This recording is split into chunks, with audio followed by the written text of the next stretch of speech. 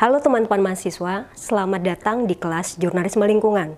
Dalam pertemuan pertama kali ini, kita akan bicara tentang bidang jurnalisme lingkungan dan apa ruang lingkup dalam pemberitaan lingkungan hidup. Kalau teman-teman komunikasi tentu tidak asing lagi dengan berita lingkungan, karena isu lingkungan itu menjadi salah satu topik dalam pemberitaan lingkungan di media massa. Namun kalau teman-teman perhatikan, isu lingkungan itu belum sepopuler isu-isu seperti politik ataupun ekonomi, bahkan berita-berita terkait dengan hiburan maupun olahraga. Padahal Indonesia ini sangat kaya akan realitas lingkungan hidup. Dan juga kerusakan lingkungan itu biasanya terjadi dalam proses yang tidak teramati, tetapi dampaknya dahsyat dan pemulihannya butuh waktu yang lama. Disinilah peran penting jurnalisme lingkungan untuk mengedukasi, mempersuasi, bahkan mengundang keterlibatan lebih jauh khalayak untuk peduli akan lingkungannya. Lalu apa beda jurnalisme lingkungan dengan jurnalisme yang lain, seperti jurnalisme politik, jurnalisme ekonomi, ataupun jurnalisme hiburan? Tentu secara praktik tidak terlalu banyak berbeda, karena pada dasarnya jurnalisme itu akan melakukan riset, pergi ke lapangan, melakukan liputan, lalu juga menyusun berita dan menayangkan. Yang berbeda adalah realitas yang diliput. Dalam jurnalisme lingkungan, materi beritanya adalah realitas lingkungan. Lalu secara teknis memang jurnalisme lingkungan itu membutuhkan keterampilan jurnalistik yang sangat tinggi. Dan biasanya tujuannya adalah mengangkat isu-isu lingkungan secara seimbang, menekankan aspek yang penting, dan juga manfaat dan keindahan penulisan. Artinya, seorang jurnalis juga harus pandai melakukan storytelling. Kenapa? Agar berita lingkungan itu lebih menarik. Nah, lalu apa ringkasnya jurnalisme lingkungan? Jurnalistik lingkungan adalah praktik jurnalistik yang berpihak pada kesinambungan lingkungan hidup. Penulisan beritanya diorientasikan pada pemeliharaan lingkungan saat ini agar dapat diteruskan pada generasi berikutnya.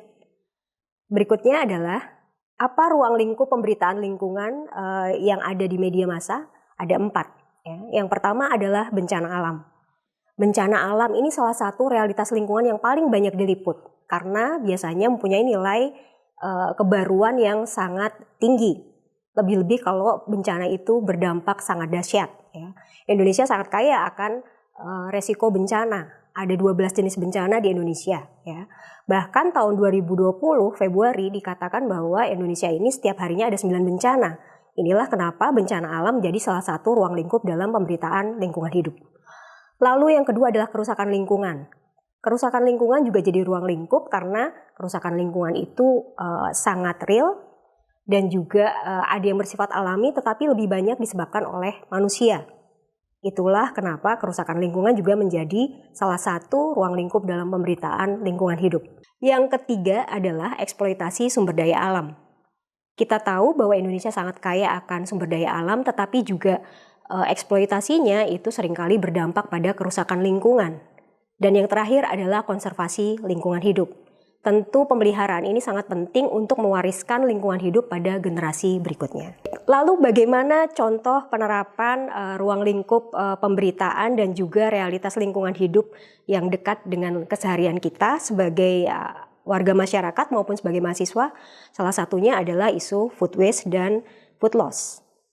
Isu food waste dan food loss itu menjadi banyak perhatian media akhir-akhir ini karena orang mulai berpikir tentang sampah makanan yang tidak kalah berbahaya dibandingkan dengan plastik. Indonesia sendiri adalah penyumbang sampah makanan terbesar kedua di dunia. Isu food waste dan food loss dapat menjadi salah satu isu yang diangkat dalam ruang lingkup pemberitaan kerusakan alam maupun konservasi lingkungan. Kerusakan alam nyata karena apa? Karena sampah makanan itu menyebabkan lindi yang berbau busuk atau juga gas metana yang menciptakan pemanasan global. Sementara untuk konservasi lingkungan tentu kita perlu menemukan cara-cara bagaimana mengelola sampah makanan yang memang tidak kalah berbahaya dibandingkan dengan sampah plastik. Tadi contoh bagaimana realitas lingkungan hidup mengenai food loss dan food waste dan peliputannya dalam ruang lingkup pemberitaan. Semoga memberikan pencerahan tentang apa itu jurnalisme lingkungan hidup dan juga ruang lingkup pemberitaan dalam berita lingkungan.